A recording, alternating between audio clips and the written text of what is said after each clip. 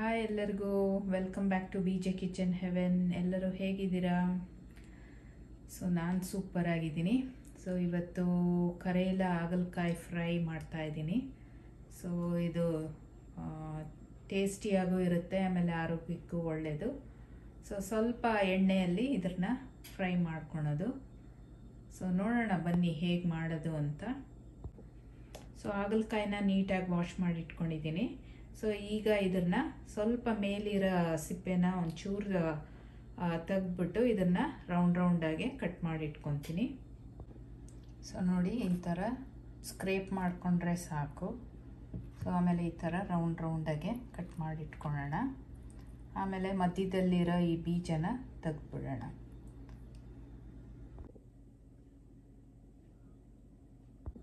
So ಎಲ್ಲ cut ಮಾಡಿರೋ ಹಾಗಲಕಾಯಿನ ಮಧ್ಯದಲ್ಲಿರೋ ಬೀಜ ತೆಗೆದು ಒಂದು ಅಗಲವಾಗಿರೋ ಪಾತ್ರೆಗೆ ಹಾಕ್ಕೊಂಡಿದ್ದೀನಿ. ಈಗ ಇದಕ್ಕೆ ಒಂದು ಸ್ವಲ್ಪ ಉಪ್ಪು ಹಾಕ್ತಾ ಇದ್ದೀನಿ.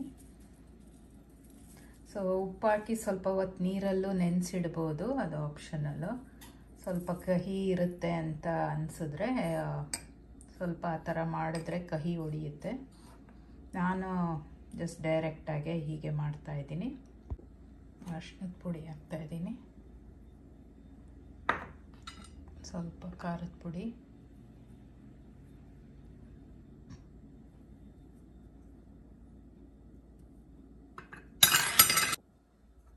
ಸ್ವಲ್ಪ ಧನಿಯಾ ಪುಡಿ ಹಾಕ್ತಾಯಿದ್ದೀನಿ. ನಾನೆಲ್ಲ ಒಂದು ಅಂದಾಜು ಮೇಲೆ ಹಾಕ್ತಾಯಿದ್ದೀನಿ, 1 ಟೀ ಸ್ಪೂನ್ ಅಥವಾ 1.5 ಟೀ ಸ್ಪೂನು. ಸೊ ಇದು ಜೀರಿಗೆ ಪೌಡರು, ಒಂದು ಸ್ವಲ್ಪ ಗರಂ ಮಸಾಲ. ಸೊ ಇದೆಲ್ಲ ಕಲಿಸ್ಕೊಳ್ಳೋಣ.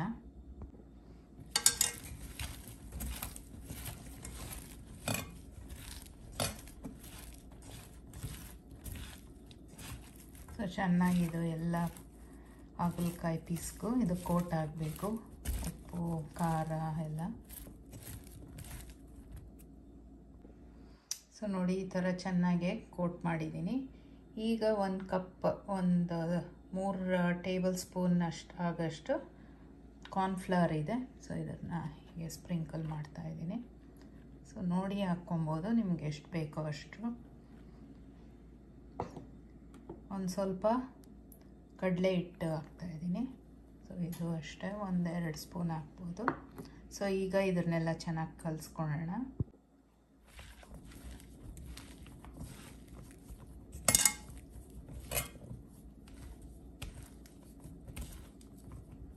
ಸೊ ತುಂಬ ಪ್ರೆಸ್ ಮಾಡೋಕ್ಕೆ ಹೋಗಬಾರ್ದು, ಲೈಟಾಗೆ ಇದನ್ನು ಎಲ್ಲ ಹಾಗಲಕಾಯಿ ಪೀಸ್ಗೂ ಇದು ಕೋಟ್ ಆಗೋಂಗೆ ಮಾಡ್ಕೊಬೇಕು.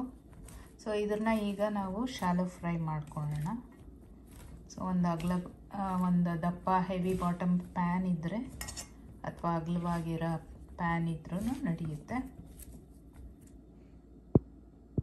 ಸೊ ಒಂದು ಅಗಲವಾಗಿರೋ ಪ್ಯಾನ್ನ ತೊಗೊಂಡಿದ್ದೀನಿ, ಅದನ್ನು ಸ್ಟವ್ ಮೇಲೆ ಹೀಟ್ ಆಗೋಕ್ಕಿಟ್ಟಿದ್ದೀನಿ, ಬಿಸಿ ಆಗೋಕ್ಕೆ. ಸೊ ಅದಕ್ಕೆ ನಾನು ಒಂದು 4-5 ಸ್ಪೂನ್ ಎಣ್ಣೆ ಹಾಕ್ಕೊತೀನಿ. ಸೊ ಬಿಸಿಯಾಗಿದೆ ಎಣ್ಣೆ. ಈಗ ಇದನ್ನು ಶಾಲೋ ಫ್ರೈ ಮಾಡ್ಕೊಳ್ಳೋಣ. ಸ್ವಲ್ಪ ಹಾಕ್ಕೊಳ್ಳೋಣ.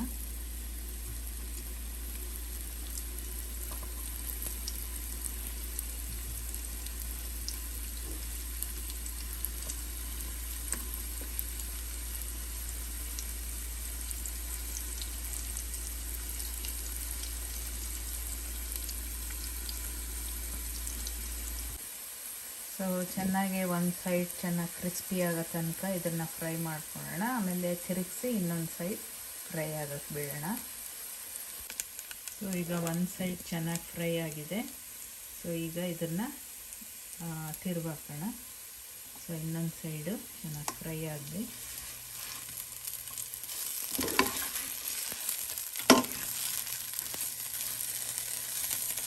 ಸ್ಪ್ರೆಡ್ ಮಾಡಿ ಇದು ಮಾಡಿದ್ರೆ ನೀಟಾಗಿ ಎಲ್ಲನೂ ಫ್ರೈ ಆಗುತ್ತೆ.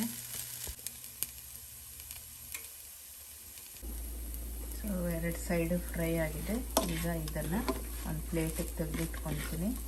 ಸೊ ಇನ್ನೊಂದು ಬ್ಯಾಚ್ ಹಾಕ್ಕೊಳ್ಳೋಣ. ಎಷ್ಟು ಕ್ರಿಸ್ಪಿಯಾಗಿ ಬಂದಿದೆಯಲ್ಲ.